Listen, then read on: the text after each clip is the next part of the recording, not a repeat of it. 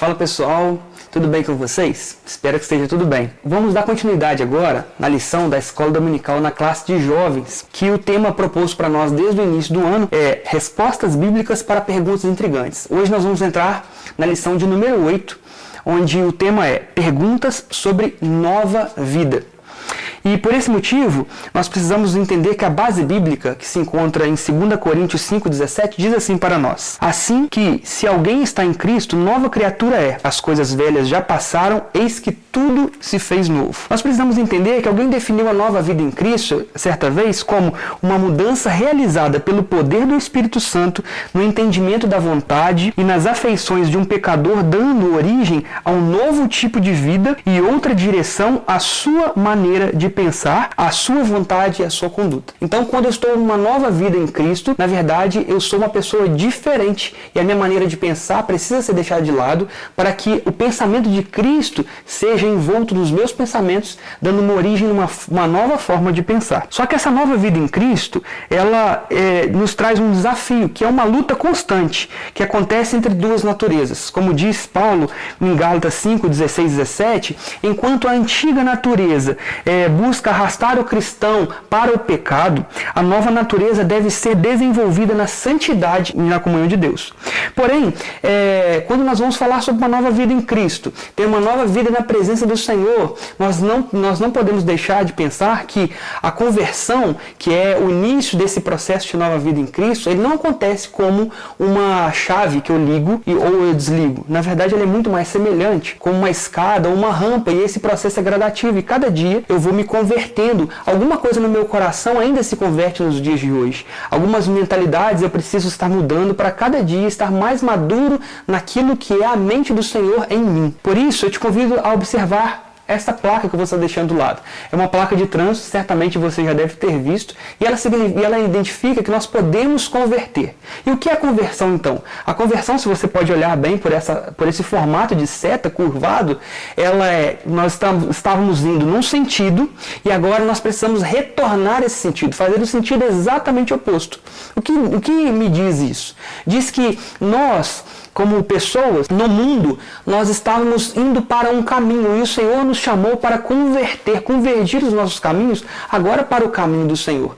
E é necessário que nós façamos esse retorno, esse retrocesso, e agora sim estaremos caminhando na contramão do mundo, mas na direção que o Senhor nos propôs nesta caminhada, nessa jornada. Mas quando nós estamos diante da presença do Senhor, diante da vontade do Senhor, numa nova vida em Cristo, muitas serão as tentações que estarão sobre nossas vidas. E a primeira pergunta dessa lição sobre nova vida em Cristo é: como funciona a tentação? Por esse motivo, eu te convido a abrir Gênesis no capítulo 3 e vamos ler do versículo de número 1 ao versículo 7, que diz assim: ora, a serpente era mais astuta que todos os animais do campo que o Senhor Deus tinha feito. E essa disse à mulher: é assim que Deus disse, não comereis de toda árvore do jardim? E disse a mulher à serpente: do fruto das árvores do jardim comeremos, mas do fruto da árvore que está no meio do jardim, disse Deus, não comereis dele, nem nele tocareis, para que não morrais. Então a serpente disse à mulher: certamente não morrereis, porque Deus sabe que no dia em que dele comerdes, se abrirão os vossos olhos e sereis como Deus, sabendo o bem e o mal. E viu a mulher que aquela árvore era boa para se comer e agradável aos olhos, e árvore desejável para dar entendimento. Tomou do seu fruto e comeu, e deu também o seu marido, e ele comeu com ela. Então foram abertos os olhos de ambos, e conheceram que estavam nus, e cozeram folhas de figueira, e fizeram para si aventais. Como nós vemos nesse texto, a tentação é o convite à desobediência à vontade de Deus. Como muitos acreditam, o pecado entrou no mundo através da desobediência, mas não é totalmente verdade. O primeiro pecado instaurado pelo homem, na verdade, foi a incredulidade. Quando o homem deixou de crer naquilo que era a verdade de Deus e deu ouvidos às serpentes, aí ele veio desobedecer o Senhor. E a tentação é o convite à desobediência da vontade de Deus.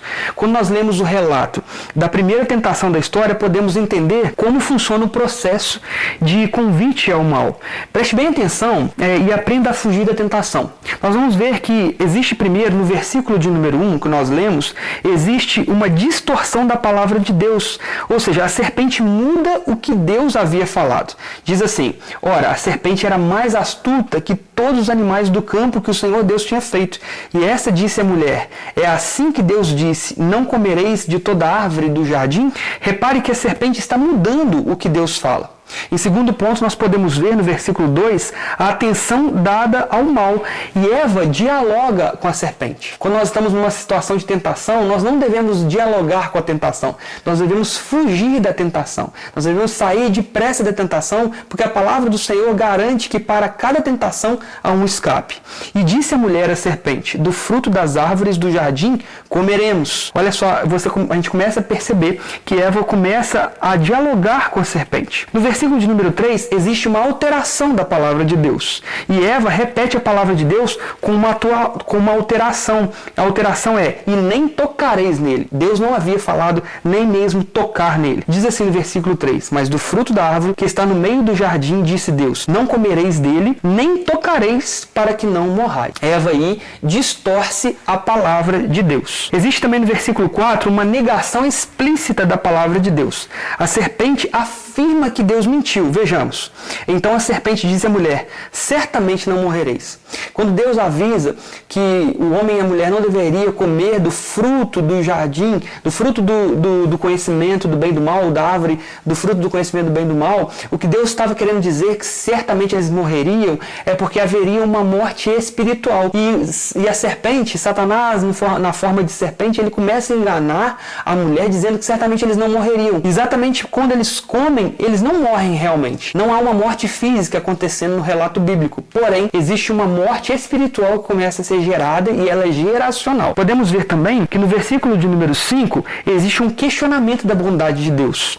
A serpente sugere que Deus exige obediência porque Deus deseja o nosso mal ou porque ele simplesmente é egoísta. Nós vamos ver como diz: porque Deus sabe que no dia em que dele comerdes, se abrirão os vossos olhos e sereis como Deus, sabendo o bem e o mal. A serpente então tenta ludibriar a mulher, dizendo que o que o Senhor Deus disse é que certamente eles não morreriam, mas muito pelo contrário, na verdade, por Deus ser um ser egoísta, ele não queria que a mulher e o homem tivessem o mesmo olhar, a mesma visão ampliada que o próprio Deus. E aí existe um questionamento da bondade de Deus. No versículo de número 6, nós podemos ver que o encantamento dos sentidos toma o lugar da palavra divina, ou seja, Eva agora ela concentra-se na beleza do fruto e se esquece de Deus.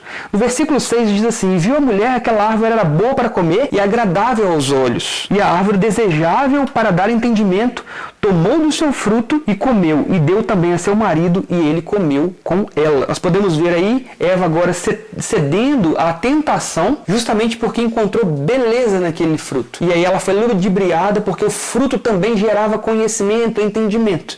E Eva, então, nesse momento, ela desobedece à vontade primeira de Deus. Podemos ver também no versículo de número 7 que cair na tentação leva à autossuficiência. Depois de pecar, o primeiro casal não se volta para Deus, mas procura resolver o problema sozinho. Como acontece? No versículo 7 diz: então foram abertos os olhos de ambos, e conheceram que estavam nus, e cozeram folhas de figueira e fizeram para si aventais. Adão e Eva foram deixados no jardim, foram colocados no jardim e tinham intimidade com o Senhor todos os dias. Assim diz a palavra do Senhor, que todas as tardes o Senhor vinha para passear com o homem de mãos dadas pelo jardim. Porém, neste momento, quando eles erram, eles caem na questão da autossuficiência. Um dos primeiros pecados também da nossa vida é querer trazer todas as respostas, ter todas as respostas e querer tentar resolver todos os nossos problemas, todas as nossas demandas, todas as nossas aflições com as nossas próprias forças. Deixamos Deus de lado, não dependemos mais de Deus e tentamos resolver essa questão com nossas próprias forças. Neste momento, Adão e Eva, eles cozeram folhas de fizeram e fizeram para si aventais, fizeram vestimentas para si, não recorreram a Deus para saber aquilo que estava acontecendo. Este é um dos primeiros sinais. A independência de Deus é algo que nos leva para uma zona de rebeldia. Nós, igreja que vivemos no discipulado, nós temos um tripé. E um dos tripés do discipulado é a interdependência. A interdependência é uma região suave, é uma região agradável, é uma região equilibrada entre a dependência e a independência. Quando eu dependo de alguém, eu tenho um sentimento de dependência emocional ou codependência dessa pessoa. E isso não é saudável.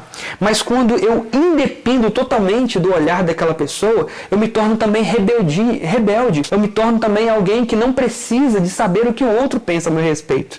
E na verdade, isso também não é agradável aos olhos do Senhor. Mas a interdependência é uma região onde eu caminho, onde eu ouço aquilo que o outro pensa de mim, porque eu preciso zelar pelo meu testemunho, mas eu dependo do outro, mas eu também não dependo totalmente do outro. Na questão de Deus, nós precisamos depender totalmente do Senhor. A zona de independência do Senhor leva à autossuficiência, e a autossuficiência é um abismo que vai chamar por outro abismo e vai nos levar para o fim. Nós podemos ver que, embora nós possamos escolher pelo pecado, nós não podemos escolher as consequências do pecado. Como fazer então para vencer a tentação? Nós precisamos entender que o número 1 seria ler a Bíblia, estudar e meditar e obedecer aos princípios bíblicos. Por isso eu te convido a você estar abrindo no Salmo 119. Vamos ler o versículo de número 9 e o versículo 11, onde diz assim: como purificará o jovem o seu caminho, observando-o conforme a tua palavra. 11.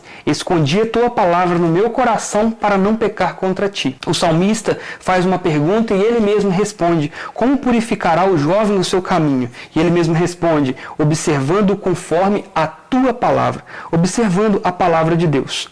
Mas nós também precisamos de orar. Então, peça ajuda a Deus e Ele lhe dará poder para triunfar. Nós vamos ler o texto em 1 Coríntios, capítulo de número 10, versículo de número 13, onde diz assim: não veio sobre vós tentação senão humana, mas fiel é Deus, que não vos deixará tentar acima do que podeis. Antes, com a tentação dará também um escape para que possais suportar. Como eu disse antes, para cada tentação colocada diante de nós, existe um escape de Deus colocado também diante de nós. Mas é necessário ter nosso olhar discernente para encontrar todos os escapes que estão diante de nós, diante de uma situação de tentação. Número 3, não se isole, não independa das outras pessoas, como nós falamos. Busque a companhia e apoio de outros cristãos.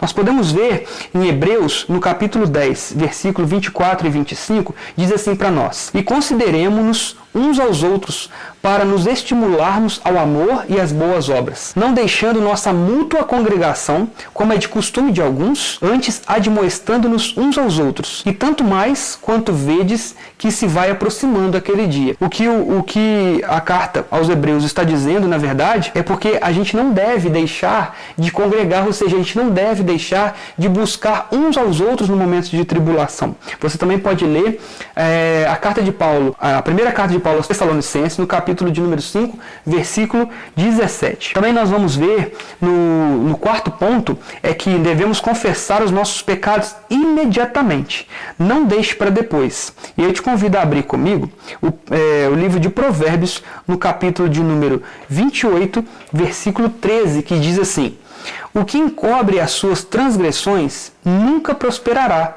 mas o que as confessa e deixa alcançará a misericórdia. Olha só, nós também vemos em Tiago, no capítulo de número 5, versículo 16, diz assim que aquele que procura ser curado deve confessar os pecados aos nossos irmãos. Mas quem são os nossos irmãos?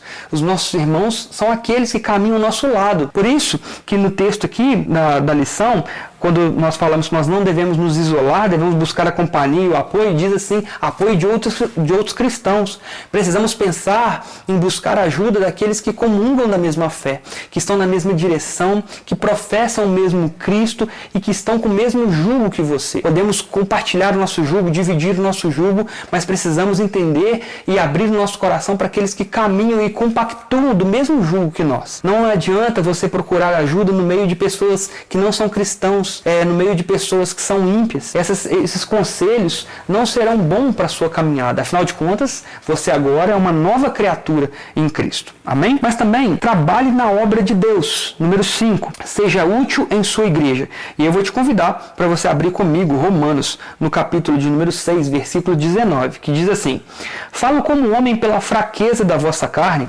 pois que, assim como apresentastes os vossos membros para servirem à imundícia e a maldade para a maldade, assim apresentai agora os vossos membros para servirem à justiça para a santificação.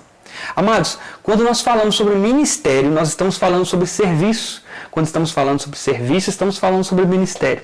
Então, uma das questões que nós precisamos enfrentar para vencer a tentação é trabalhar na obra do Senhor. Quando nós estamos falando sobre trabalhar na obra do Senhor, estamos falando de ministério mesmo. Você já descobriu o seu ministério? Você já descobriu qual é o seu chamado? Você já descobriu aquilo que você é bom, que você pode fazer em prol do reino de Deus? Se você tem ministério, se você já descobriu o seu chamado, eu te convido a compartilhar conosco no campo de comentários aqui embaixo. Deixe lá qual é o seu ministério, qual é o seu chamado, como você se sente chamado e capacitado por Deus para este momento. Beleza? E o número 6 é alimente a nova natureza. Ou seja, selecione aquilo que você lê, aquilo que você escuta, aquilo que você olha e preste atenção onde anda. Nós temos auxílio aqui, 2 Coríntios, no capítulo 3, eu te convido, versículo 18, onde diz assim: Mas todos nós, com o rosto descoberto, refletindo como um espelho a glória do Senhor, somos transformados de glória em glória na mesma imagem como pelo Espírito do Senhor. Amados, quando o Senhor nos constrói a sua imagem conforme a semelhança dele, nós temos uma diferença a partir de então. Mesmo que o pecado tenha entrado na vida do homem, em 2 Coríntios nós precisamos nos atentar para observar nós mesmos com o rosto descoberto, como diz a palavra do Senhor. Pois nós somos transformados de glória em glória na mesma imagem como pelo Espírito do Senhor. Então precisamos refletir essa imagem do Pai, refletir a imagem do Senhor, por isso é preciso alimentar essa nova criatura. Então tenha desejo de ser parecido com Deus, tenha desejo de ser parecido com Jesus. Também em Colossenses, no capítulo 3, versículo 5, diz assim, olha, mortificai os vossos membros que estão sobre a terra, a fornicação, a impureza, a afeição desordenada, a vil concupiscência e a avareza que é a idolatria, pelas quais coisas vem a ira de Deus sobre os filhos da desobediência, nas quais também em outro tempo andastes quando víveis nela. Mas agora despojai-vos também de tudo, da ira, da cólera, da malícia, da maledicência, das palavras torpes da vossa boca. Não mintais uns aos outros, pois que já vos despistes do velho homem e com os seus feitos. Então precisamos alimentar essa nova natureza, buscando aquilo que você ouve, aquilo que você lê. Então eu quero te convidar a você refletir nesse momento. Qual livro você está lendo? Qual filme você está escolhendo? Que tipo de música você escuta? O que você dá ouvidos para aquilo que o mundo está te dando? Então nós precisamos abrir os nossos olhos discernentes e com sabedoria discernir aquilo que nós estamos colocando para dentro de nós. Aquilo que nós colocamos para dentro de nós vai nos alimentar, mas ou vai alimentar a natureza nova de Deus ou vai alimentar a natureza do velho homem. Então fique ligado. A segunda pergunta dessa lição é: como explicar o sofrimento de cristãos sinceros e fiéis? Você já se fez essa pergunta? Depois que você se converteu, parece que as coisas começaram a desandar? Você parece que sofreu mais? Parece que as coisas vão de mal a pior? Você já sentiu essa experiência? Você viveu essa experiência? Então, como explicar o sofrimento de cristãos que são sinceros e que são fiéis? Para explicar isso, nós vamos precisar de uma base bíblica que se encontra em Romanos, no capítulo 8, versículo 28, onde diz assim: E sabemos que todas as coisas contribuem juntamente para o bem daqueles que amam a Deus, daqueles que são chamados segundo o seu propósito. Eu quero que você reflita muito bem sobre essa frase, sobre esse texto, esse versículo, onde diz que todas as coisas juntamente. Não são só as melhores coisas, não só as coisas que mais nos agradam, não é ir à igreja, não é frequentar uma célula, mas todas as coisas, e inclusive o sofrimento, contribuem juntamente para o bem daqueles que amam a Deus. Se você ama a Deus, é sincero com Deus, é fiel com o Senhor, você vai sofrer porque você vai saber que o sofrimento também vai te moldar. O sofrimento também vai servir para moldar o seu caráter agora, o caráter de uma nova criatura, o caráter de homem e mulher na presença do Senhor. Então Jesus jamais prometeu que nós, cristãos, nunca iríamos ter problemas. Muito pelo contrário, ele chegou até a afirmar que no mundo nós teríamos tribulações, mas nós deveríamos ter bom ânimo para superar o mundo, para vencer o mundo, porque ele também venceu. Então, no entanto, nós devemos entender que esses problemas não são nossa derrota. Nesse versículo, Paulo nos ensina que tudo que acontece conosco coopera para o nosso bem.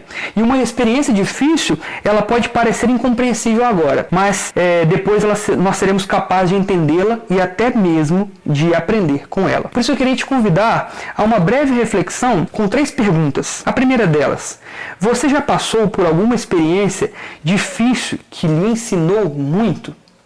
A segunda pergunta: o que você acha da ideia de que Deus usa o sofrimento para o nosso bem? Terceira pergunta: diante disso, como devemos reagir no momento da tribulação? É possível ter alegria nessa hora? Por isso eu te convido a deixar aqui embaixo nos comentários a sua reflexão acerca dessas perguntas. Será que você já viveu algo parecido? Deixe aqui, compartilhe conosco para que nós possamos entender como que talvez o sofrimento pode cooperar para o bem daqueles que amam o Senhor. Amém? Por isso nós precisamos entender que o caráter do cristão, ele cresce e se fortalece no campo das provações e dos sofrimentos. Quer ver? Vejamos. Número 1. Não temas. Essa expressão aparece mais de 50 vezes na Bíblia. Ou seja, Deus cuida de nós, especialmente em momentos de provação e sofrimento. Número 2. Você nunca será vítima das circunstâncias. A Bíblia diz que todas as coisas cooperam para o bem daqueles que amam a Deus e até o sofrimento. Número 3. Ore por ousadia em tempos de provação e sofrimento. Quando os discípulos sofriam perseguições, clamavam por ousadia para pregar o Evangelho. Te convido a abrir em Atos, capítulo 4, versículo 27 e 31 e fazer a sua leitura em casa. Número 4. Louve ao Senhor, porque é um privilégio sofrer por Cristo, em Filipenses 1, 29. A pergunta número 3 dessa lição é: como receber orientação de Deus na vida? E a base bíblica que nós vamos utilizar está em Mateus, no capítulo 22, versículo 29, que nos diz assim: Jesus, porém, respondendo, disse-lhes: errais não conhecendo as Escrituras nem o poder de Deus. Não é verdade que é muito difícil tomar uma decisão sem ter uma orientação segura? É muito difícil. Nossa vida, todos os dias, nós precisamos tomar várias decisões. E uma decisão que nós precisamos tomar, além de seguir a caminhada do Senhor, na nossa jornada, na nossa nova vida em Cristo, são decisões que vão nos levar para essa caminhada feliz, frutífera, saudável, sem cair no descaminho. Afinal de contas, o pecado na vida do crente, ele precisa ser um acidente de percurso. Eu estou caminhando numa rota que me leva até Deus e às vezes eu esbarro, saio do caminho, mas rapidamente eu volto e caminho para a presença do Senhor. O que é o nosso erro é caminhar no descaminho o tempo todo. Nós não podemos viver no pecado o tempo todo. Nós precisamos entender que o pecado na vida do crente, ele é apenas um acidente nesse percurso que nos leva até Jesus. Por isso, diante da nossa caminhada, muitos são os desafios e muitas respostas nós precisamos dar a nós mesmos acerca da nova vida em Cristo. Mas é muito difícil tomar decisões. E é mais difícil ainda quando nós vamos tomar decisões sem estarmos amparados pela palavra de Deus. Jesus, quando vai falar aqui, na verdade, ele está criticando as pessoas por estar tentando responder a sua caminhada, dar respostas na sua caminhada, mas sem verificar o que diz a palavra do Senhor, o que dizem as Santas Escrituras. E somente através da leitura do texto da Bíblia nós conheceremos os princípios sábios de Deus para a nossa vida. Por esse motivo eu também quero te convidar a fazer 3 reflexões acerca de como receber orientação de Deus na vida. A primeira pergunta é: você sabia que quanto mais você conhecer os princípios de Deus, mais fácil será tomar decisões na vida? Pode até parecer clichê, mas são perguntas que a gente normalmente não nos faz. Número 2. Você tem o costume de ler e estudar a Bíblia sinceramente? Como fazer isso? Número 3. Você sabia que muitas decisões erradas têm consequências terríveis e dolorosas? Leia a palavra de Deus. Então, eu gostaria que você também compartilhasse aqui embaixo, no campo de comentários, sobre essas 3 reflexões que nós fizemos agora. Beleza? A Bíblia nos afirma que Deus revela a sua vontade a todo aquele que deseja conhecê-lo, em João 7,17, e encoraja todos os cristãos a experimentá-la pela obediência, em Romanos 12:2, onde diz assim: e não vos conformeis com esse século, mas transformai-vos pela renovação da vossa mente, a fim de conhecer qual é a boa, perfeita e agradável vontade de Deus. Então nós precisamos experimentar qual é a boa, agradável vontade de Deus através da obediência ao Senhor. Então, seja para buscar um direcionamento na área profissional, emocional ou espiritual, mas podem ser seguidos esses passos. O primeiro passo é: Deus nos guia pela oração, em Filipenses 4, 6, 7. Então, apresente a Deus o que você está querendo saber. Pergunte a Ele em oração. Quanto mais específica for a sua pergunta, mais específica será a resposta dele. Eu sempre costumo dizer que a Bíblia é a voz do Senhor para o nosso povo, para a nossa geração, para nós. E a nossa oração é a nossa correspondência que retorna ao Senhor. Então o Senhor fala conosco através da sua palavra, mas nós falamos ao Senhor através da oração. Então a oração é essa forma de nós falarmos diretamente com o Senhor. Então busque sinceridade na sua oração e faça as perguntas específicas ao Senhor para receber as respostas específicas também da parte do Senhor. O passo número 2 seria: Deus nos guia pela palavra.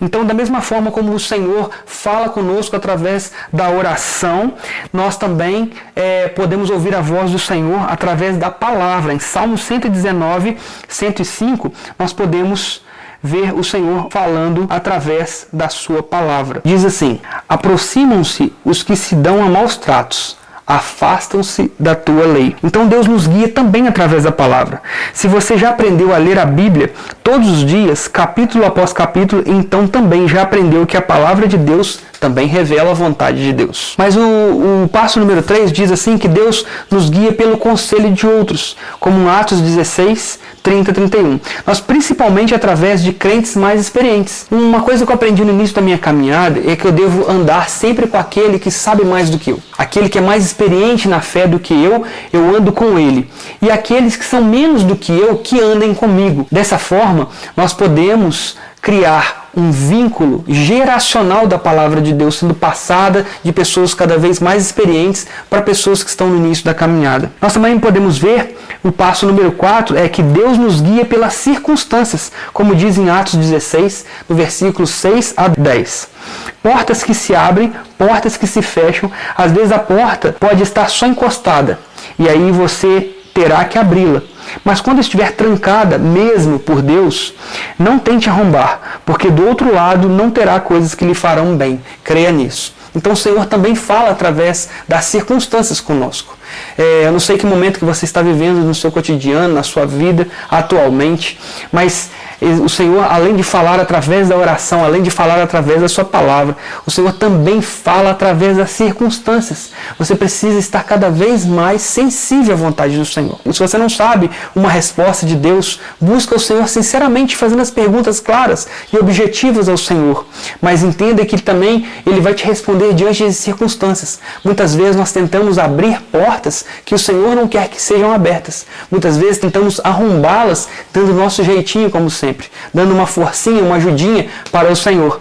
Mas às vezes aquela porta precisa estar fechada, porque o Senhor nos conhece depois da bênção.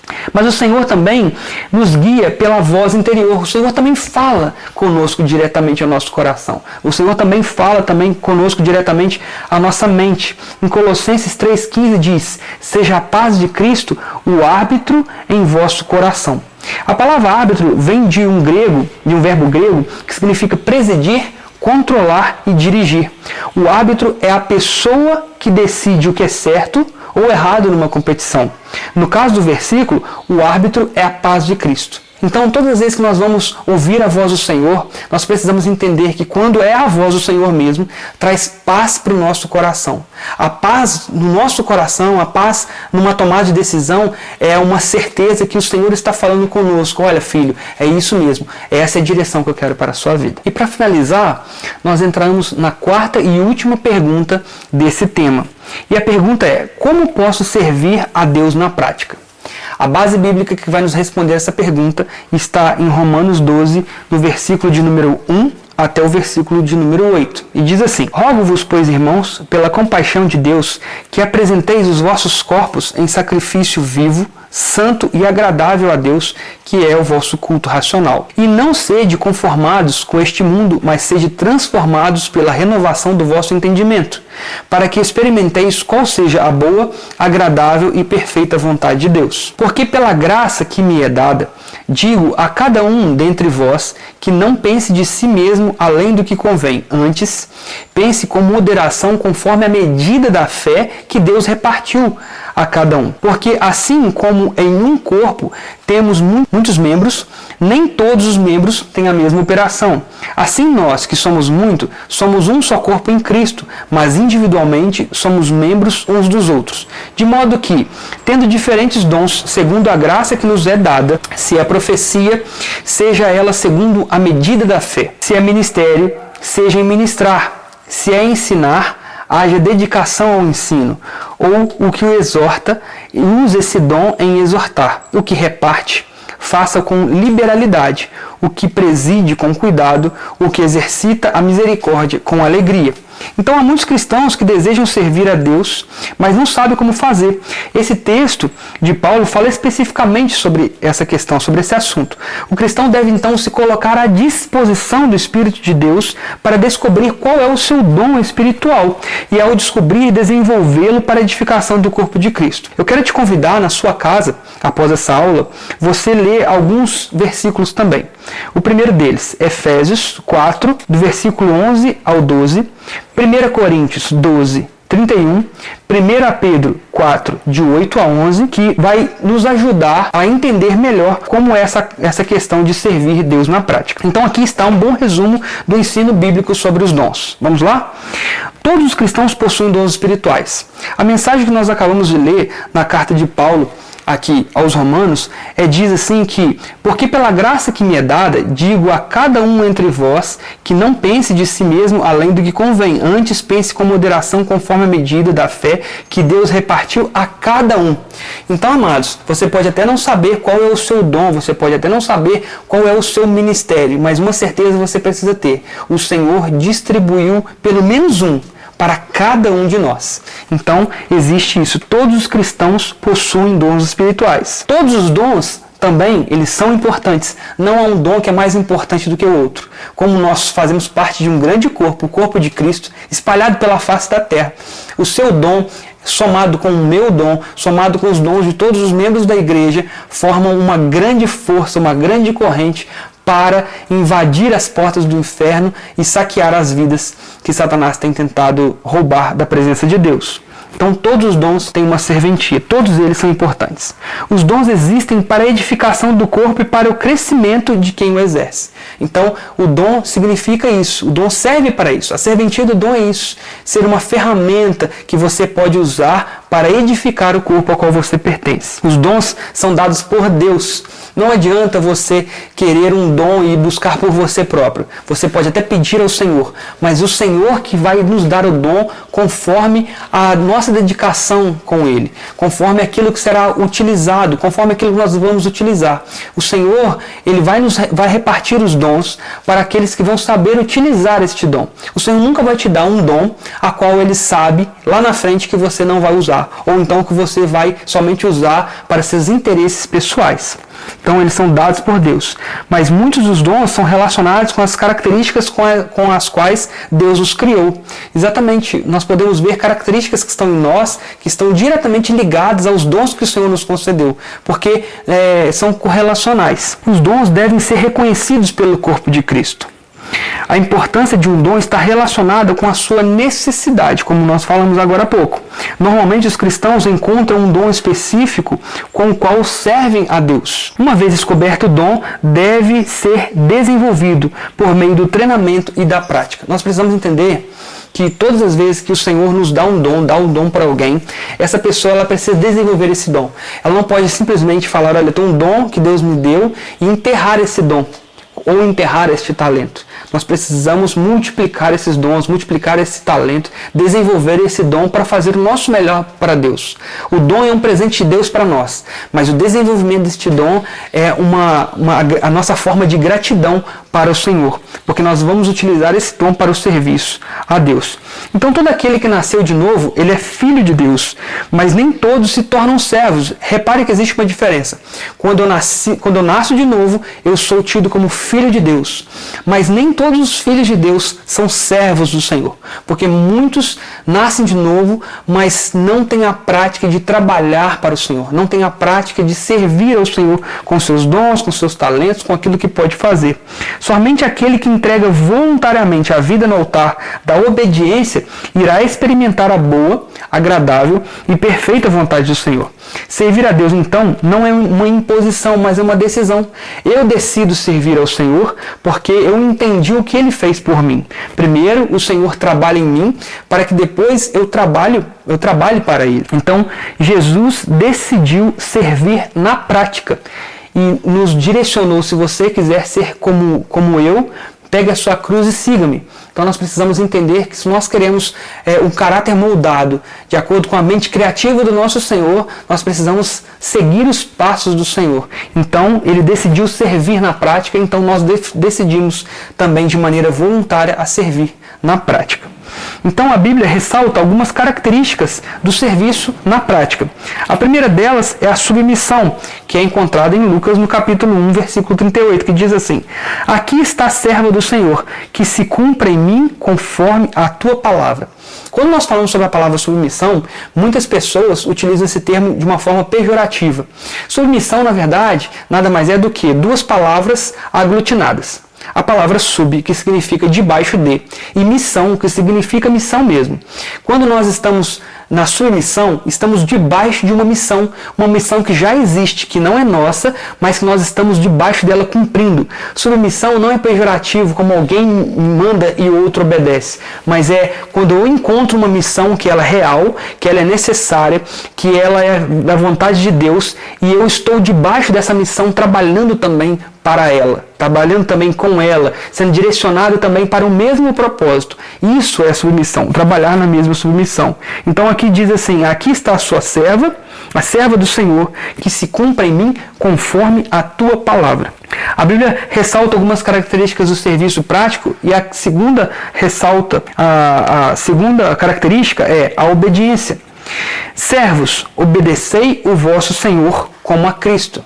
Efésios, capítulo 6, versículos de 5 a 7. Então, a obediência, ela precede o serviço. Quando eu quero servir ao Senhor, primeiro eu preciso obedecer à vontade do Senhor, obedecer a palavra do Senhor, como Cristo obedeceu à vontade do Pai. A terceira característica é a esperança.